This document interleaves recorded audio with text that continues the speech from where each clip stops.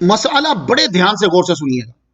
لوگ یہ کہتے ہیں او جی جناب گرمی بڑی لگتی ہے تو پھر ہم شاور لے لیں. یہ اعتکاف کرنے والا شاور نہیں لے گا بلا وجہ.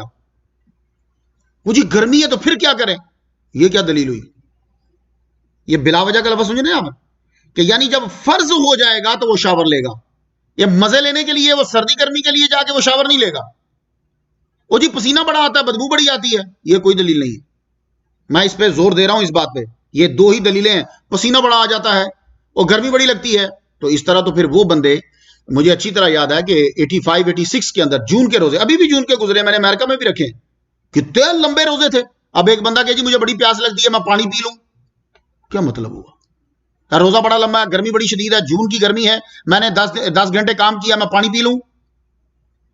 تو جو اسلام نے مقرر کر دی یہ چیز, اعتکاف جو تم بیٹھے ہو وہاں تم بن سور کے بیوٹی پارلر نہیں کھولنا, وہاں دیوانہ بن جانا ہے.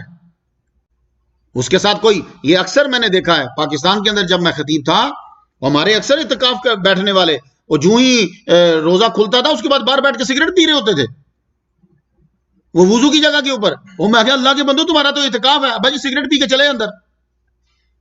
آپ جانتے ہو کہ اس سے کیا ہوتا ہے؟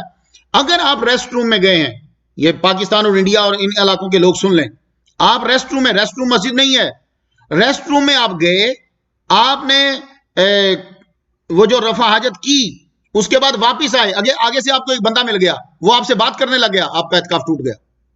میرا خیال ہے یہ کسی بندے کو اس مسئلے کا پتہ نہیں ہوگا, اس لیے کہ ریسٹ روم میں کھڑے ہو کر 15 منٹ باتیں کر رہے ہوتے ہیں.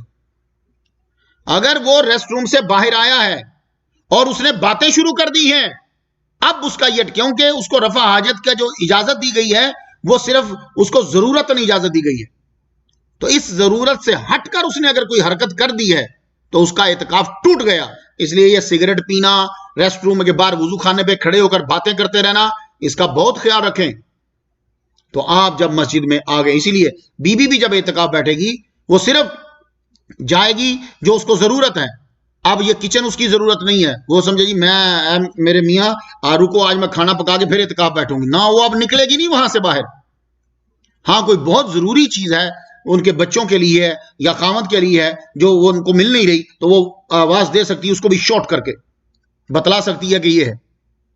اس کے علاوہ وہ کوئی گفتگو نہیں کر سکتی. آپ کو قرآن مجید پڑھنا ہے, آپ کو درود شریف پڑھنا ہے, آپ کو فقہ کے مسئلے پہ گفتگو کرنی ہے. مسجد میں جو بیٹھے ہوئے ہیں وہ لوگ دوسروں کو پڑھا اور سمجھا سکتے ہیں, اور کچھ لوگ ہیں وہ اپنا منہ ڈھانپ کے بیٹھ جاتے ہیں, یہ بھی برا ہے. بالکل خاموش ہو جانا یہ جائز نہیں ہے. وہ بولے لیکن فضول نہیں بولے.